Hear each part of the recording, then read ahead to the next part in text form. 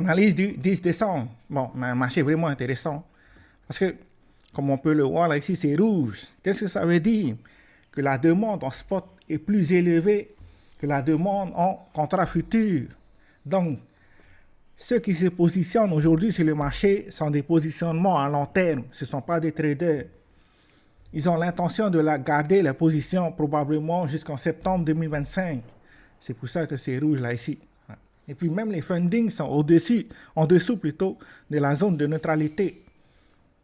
Donc ça veut dire qu'on a un marché en bonne santé. La correction qu'on a eue hier, ça a permis au marché de retrouver une stabilité sur le marché. Parce qu'il y avait beaucoup trop de positions à effet de levier. C'est pour ça qu'on a eu cette correction. Quand vous voyez des mèches comme ça, ça veut dire qu'il y avait beaucoup trop de positions à effet de levier. Pareil pour là ici. Là ici, on a corrigé tous ceux qui étaient sur Bitcoin. Et là ici, on a corrigé tous ceux qui étaient sur les altcoins. C'est pour ça que hier, j'ai annoncé qu'il faut faire attention. Et puis, depuis novembre, j'ai averti que si jamais on a une baisse entre 5 et 10%, ça serait l'occasion de se positionner sur les altcoins, si jamais Bitcoin. Mais c'est ce qui s'est passé cette semaine. C'est pour ça qu'il y a des altcoins qui ont corrigé d'environ 30-40% même parfois. Je pense à Tao. Pour ceux qui aiment bien Tao, mais il y avait l'occasion de se positionner hier sur Tao. Bon, ce n'est pas vraiment une crypto que je surveille, mais il y a des gens qui aiment bien Tao. En tout cas, ça c'est les niveaux à surveiller si jamais on corrige.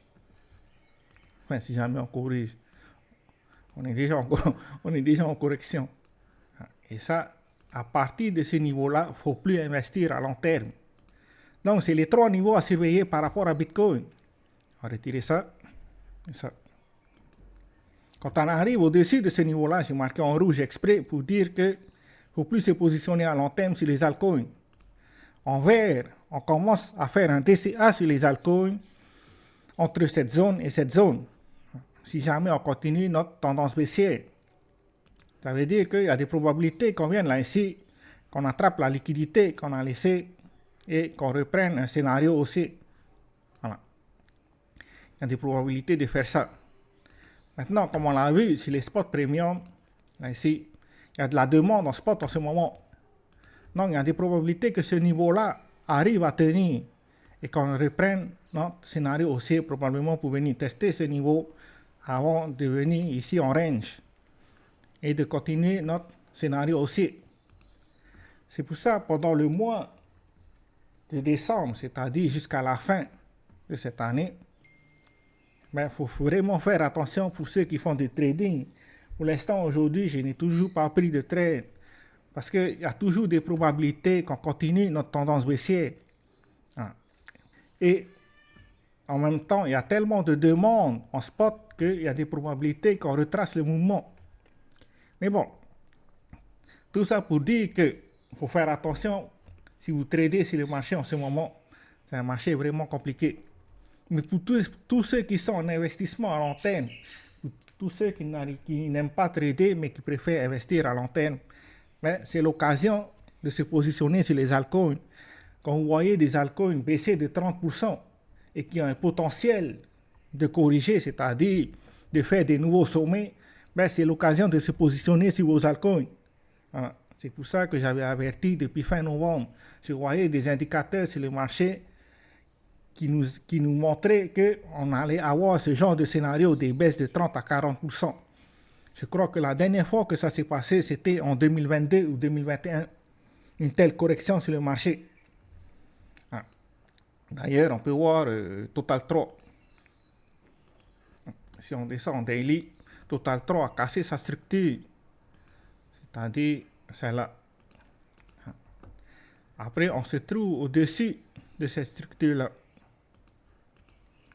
Donc, qu'est-ce que ça veut dire si je prends le Fibonacci et que je prends le point le plus haut jusqu'au point le plus bas, ici, la zone d'achat qu'on peut avoir par rapport Nos altcoins se trouvent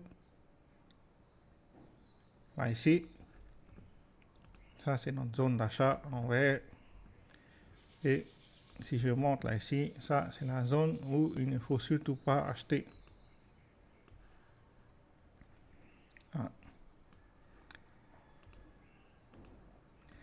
Donc, ça veut dire qu'on est pile au bon endroit pour acheter les altcoins. Maintenant, il va bien falloir choisir sur quel altcoin vous positionnez.